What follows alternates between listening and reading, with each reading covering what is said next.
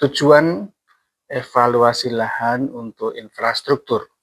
Evaluasi lahan untuk infrastruktur bertujuan menentukan trase atau lokasi paling layak secara teknis dan ekonomis. Di ilustrasi ini menunjukkan bahwa pemilihan jalur tidak hanya mempertimbangkan jarak semata, tetapi juga kondisi fisik lahan, geomorfologi lahan, topografi lahan.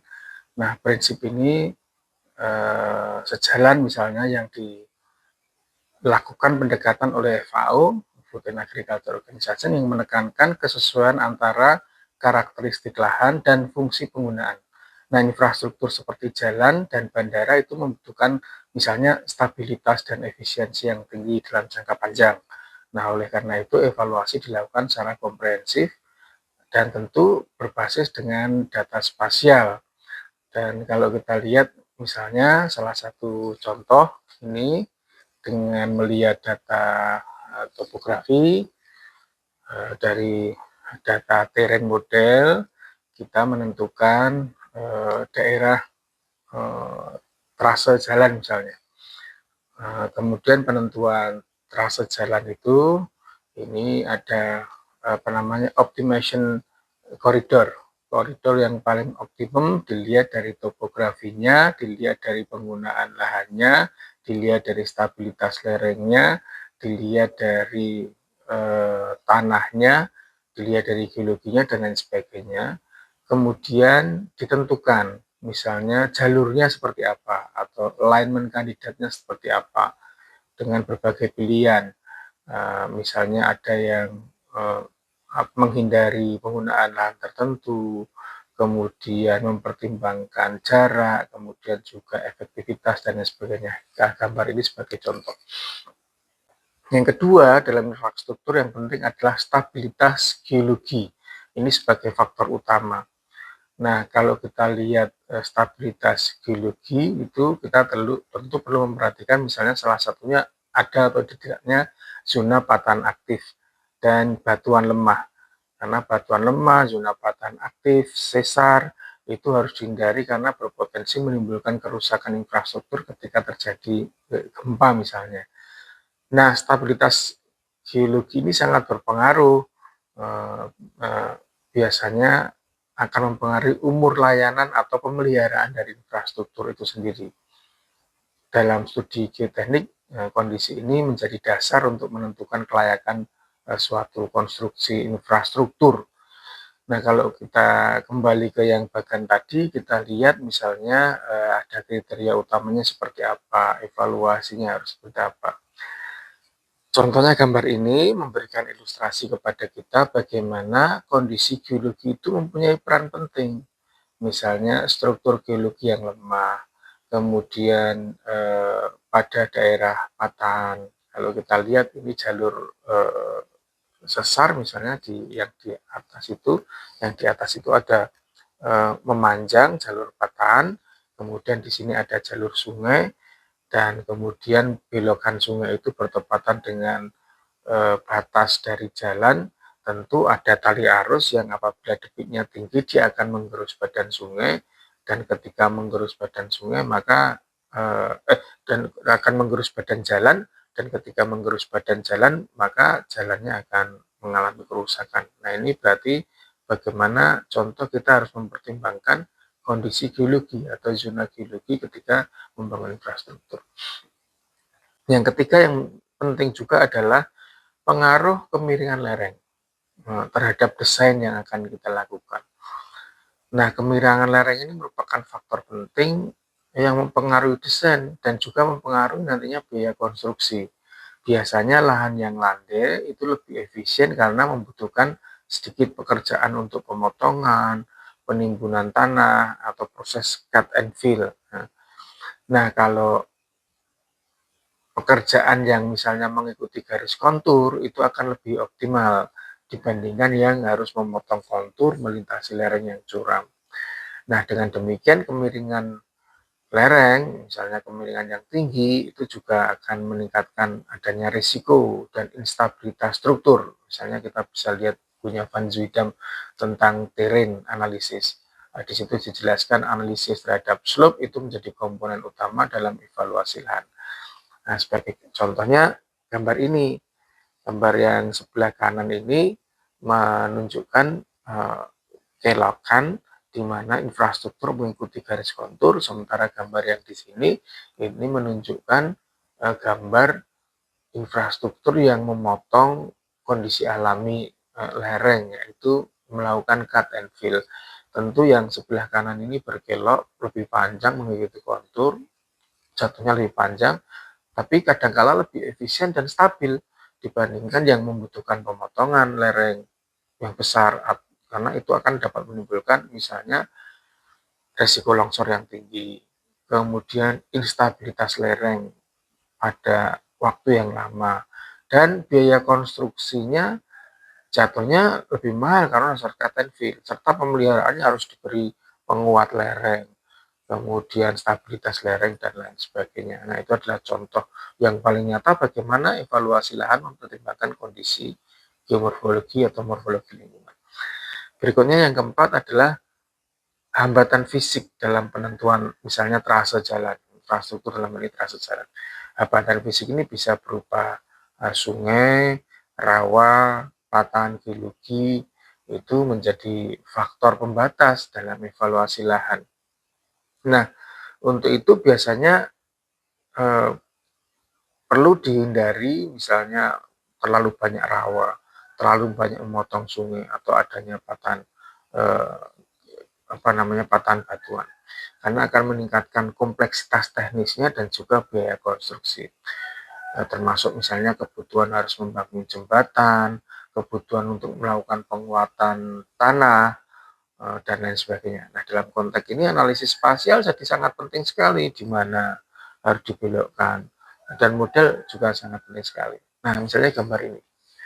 Ini adalah konstruksi jalan tol atau jalan highway yang memotong kondisi alami pembatas, yaitu sungai, rawa, maupun badan air yang lainnya. Dalam hal ini contohnya adalah memotong sungai. Nah, kalau kita lihat di gambar itu, maka titik crossing menjadi mahal dan kompleks. Ada yang harus sejalar dengan sungai, tapi terpaksa harus menyeberang sungai. Nah, baiknya memang idealnya jumlah crossingnya diminimalkan. Dalam satu titik harus lewat mana, bukan crossing, nanti di sana harus crossing lagi, atau di sana ada sungai harus crossing lagi. Nah, melihat konteks seperti itu harus melihat spasialnya secara lebih regional, nggak bisa hanya skala detail. Maka multi scale itu juga diperlukan untuk melihat kondisi alami sebelum trase jalan ditentukan. Berikutnya yang kelima adalah efisiensi trase dan biaya konstruksi. Nah, biasanya efisiensi ini akan terkait dengan jarak tempuh, waktu perjalanan, dan juga biaya pembangunan.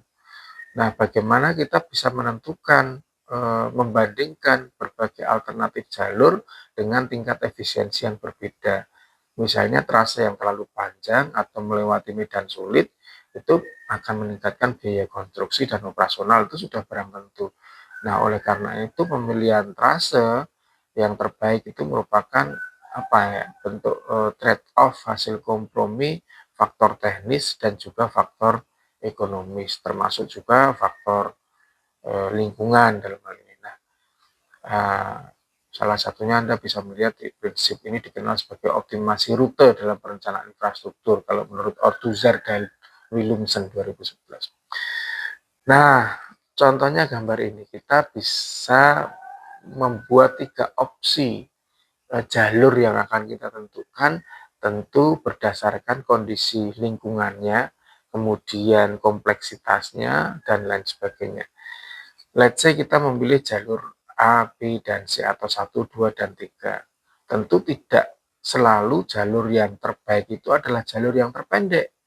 Ada yang disebut trade-off, kompromi antara jarak, waktu, dan biaya. Misalnya yang rute 1 itu jaraknya 7,1 mils, bisa energy saving 6%, misalnya karena landai tidak terlalu banyak naik turunnya, time-nya 14 menit. Yang nomor 2, 8,5 miles, saving energy lebih besar, karena misalnya jalannya menurun 12%, dan 15 menit.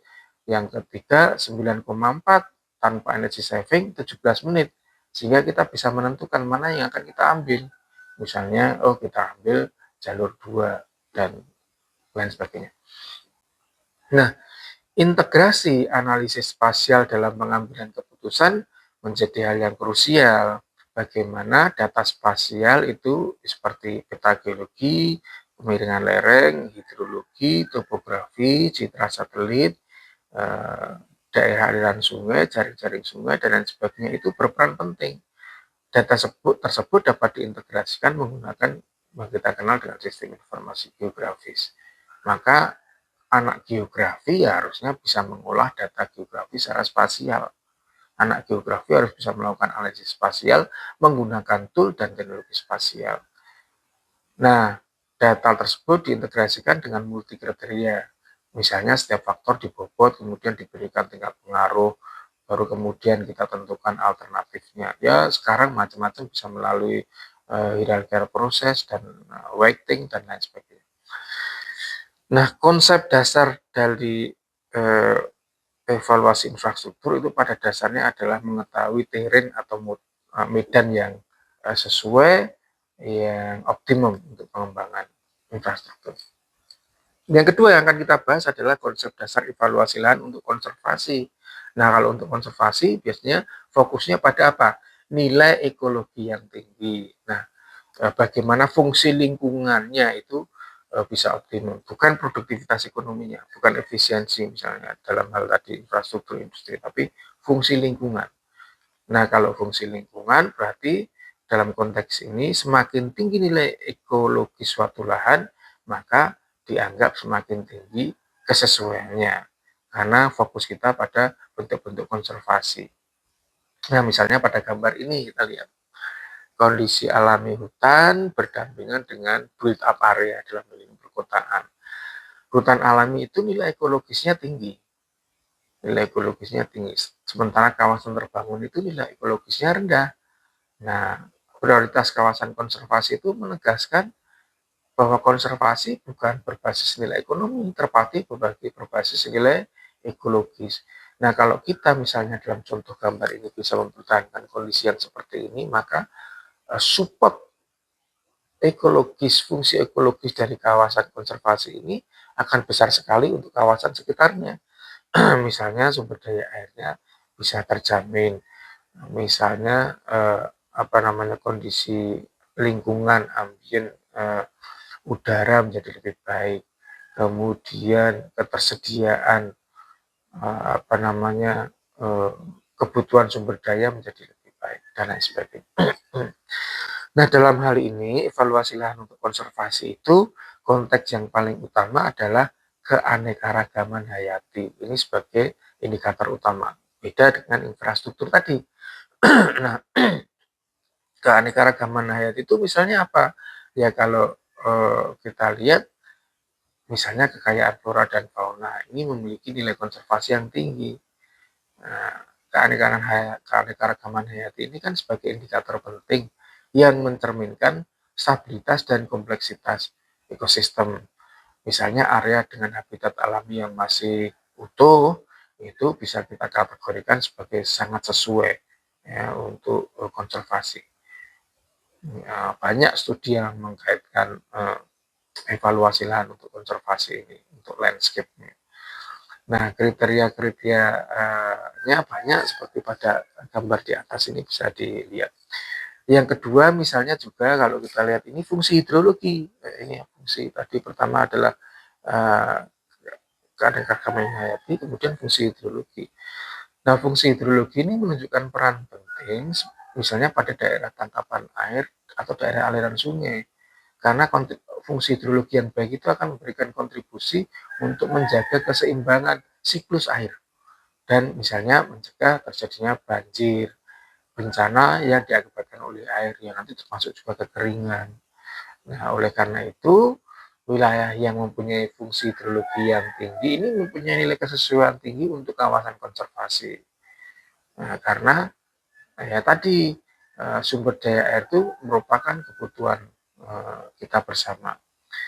Nah, kriteria utama yang lainnya yang nanti akan berperan penting adalah juga kawasan lindung.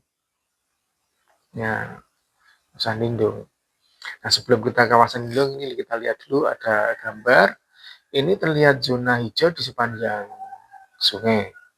Nah, ada koridor di sebelah sananya yang jauh sana itu ada kota perkotaan. Ini yang zona bentang kiri kanan sungai ini kita kenal sebagai riparian zones. Nah, atau daerah sempadan sungai kalau undang-undangnya di Indonesia ada, itu misalnya peraturan 100 meter sempadan sungai tidak boleh digunakan untuk pembangunan dan lain sebagainya. Itulah elemen kunci dalam konservasi.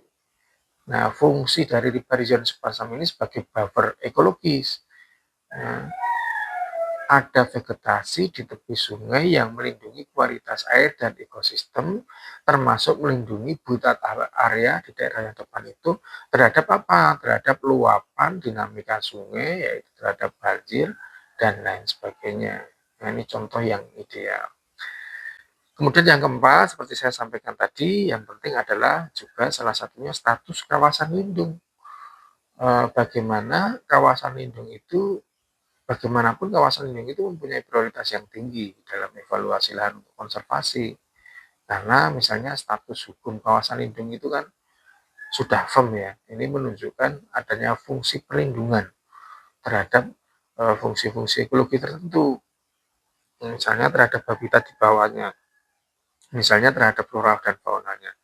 Nah, area-area lindung ini umumnya tidak boleh untuk peruntukan pembangunan intensif, tidak boleh dialihfungsikan.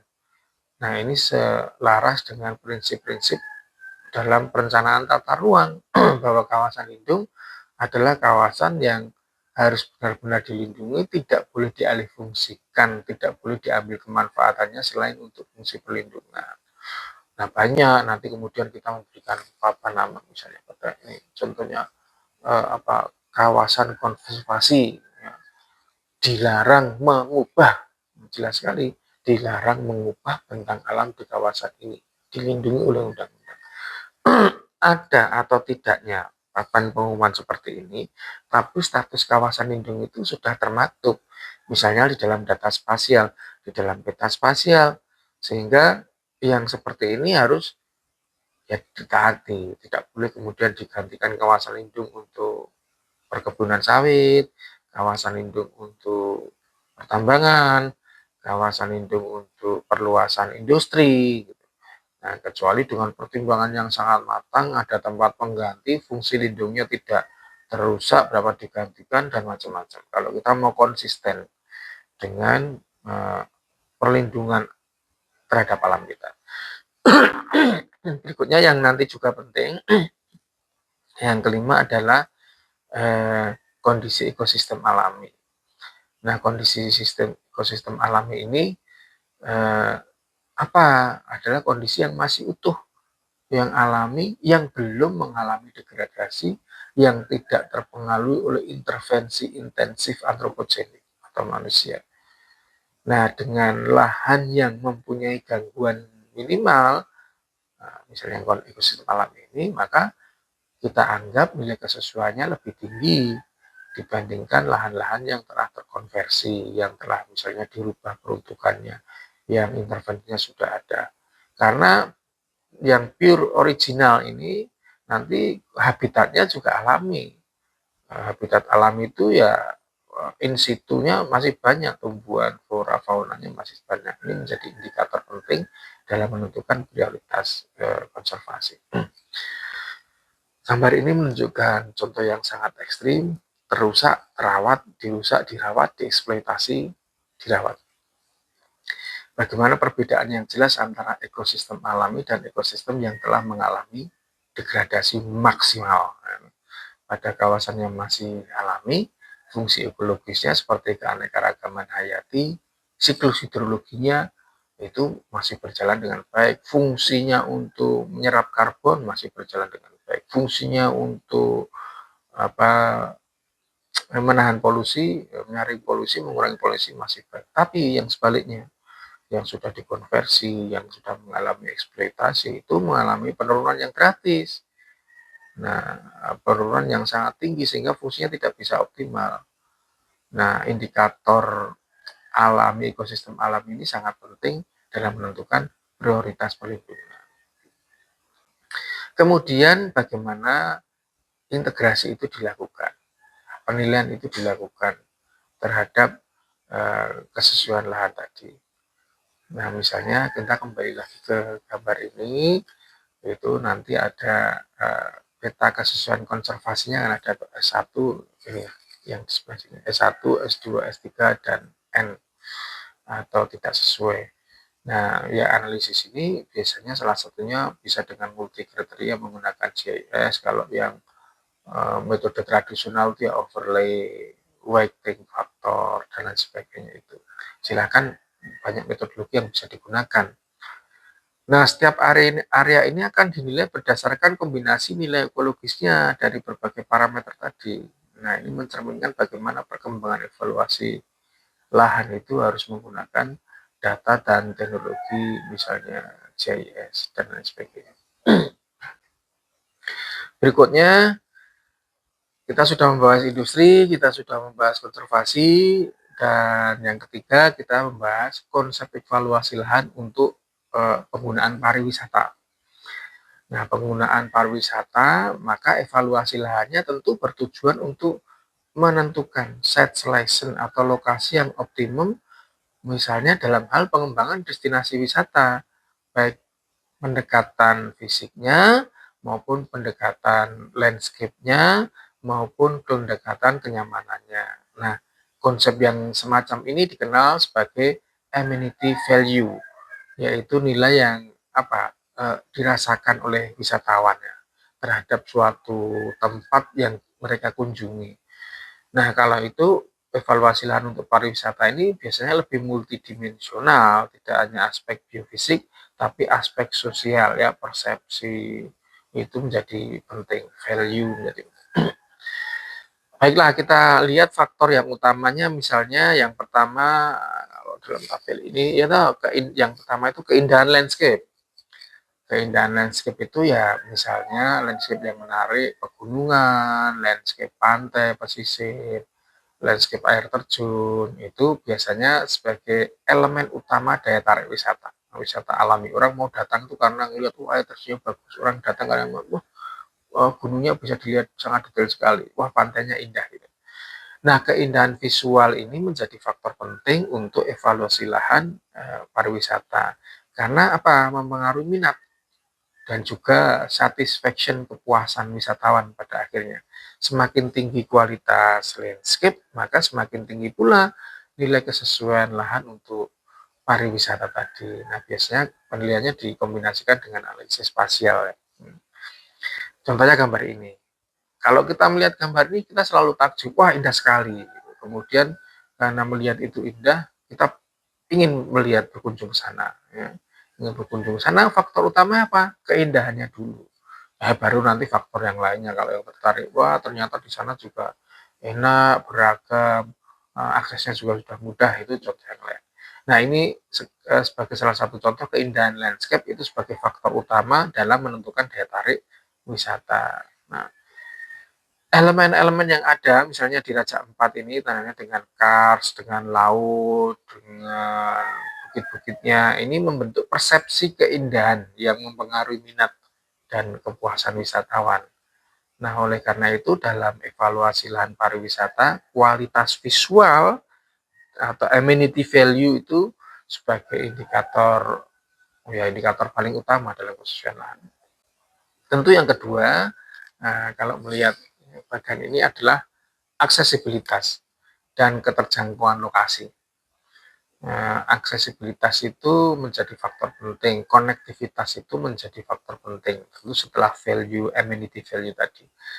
Nah, aksesibilitas itu akan meningkatkan apa? Jumlah kunjungan karena mudah dilalui, biayanya murah, cepat waktunya ke sana dan lain sebagainya. Dan ini tentu juga selain meningkatkan kunjungan, dampak berikutnya ya mendukung perkembangan ekonomi lokal. Nah, faktor keterjangkauan lokasi ini misalnya juga dipengaruhi oleh kedekatan dengan jalan utama ada tidaknya akses bandara, ada tidaknya feeding transportnya, transportasi lain, fasilitas lainnya. Nah, aksesibilitas ini biasanya kita bobot signifikan. Nah, ini sebagai ilustrasi. Daerahnya bagus, terpencil ini misalnya di daerah Gunung Kidul banyak fenomena seperti ini. Daerahnya bagus, terpencil, dikenal orang, viral, dan sudah ada jalur untuk ke sana. Nah, misalnya sekarang pemerintah sudah membuatkan jalur jalan lintas selatan. Kemudian juga nanti tersambung dengan tol yang baru. Nah, itu semuanya memberikan kemudahan. Kemudian ada bandara, misalnya internasional bandara, kalau konteksnya Gunung Kidul ada di YIA. Kemudian dekat dengan akses kota ke Jogjanya untuk penginapan dan lain sebagainya. Di lokasi jalannya juga sudah bagus seperti pada ilustrasi gambar ini. Nah, tentu yang demikian ini akan mempermudah, memberikan nilai yang lebih ketika kita melakukan evaluasi lahan untuk tujuan pariwisata. Destinasi di sana itu dipengaruhi oleh tempatnya bagus, aksesnya juga mudah untuk ke sana. Nah, yang ketiga nanti kalau kita lihat sesuai dengan gambar ini adalah bagaimana keunikan geomorfologi atau budaya itu berperan penting. Apa keunikannya misalnya? Ada elemen air terjun tadi sudah kita sampaikan, ada danaunya, kemudian juga misalnya ada situs budayanya, ada candinya, ada masjid lama, ada keratonnya, dan lain sebagainya. Kombinasi keunikan geomorfologi dan budaya itu wah sangat powerful sekali untuk memberikan identitas yang sangat khas untuk suatu destinasi. Misalnya yang sangat obvious cerita ya bagaimana Borobudur itulah bisa dilihat. Ya, kombinasi landscape-nya juga bagus, budayanya juga bagus. Nah, faktor ini akan membedakan satu lokasi dengan lokasi yang lainnya. Di sana nggak ada ininya, di sini ada. Sehingga keunikan ini menjadi komponen penting. Nah, contohnya ini tadi Borobudur. Landscape view-nya itu bagus sekali dari kita bisa melihat di belakangnya ada gunung misalnya Merapi atau sebelah baratnya ada Sindoro Sumbing dan lain sebagainya. Wah itu sangat keren sekali. Nah, landscape Borobudur sendiri secara geomorfologi misalnya berada di suatu cekungan besar kalau kita melihat Kedu itu sebagai basin ya. Daerah Kedu, regional Kedu itu sebagai basin itu kan dikelilingi ada Gunung Merapi di sisi timurnya, ada Gunung Merbabu, kemudian ada Gunung Sindoro Sumbing di sebelah baratnya.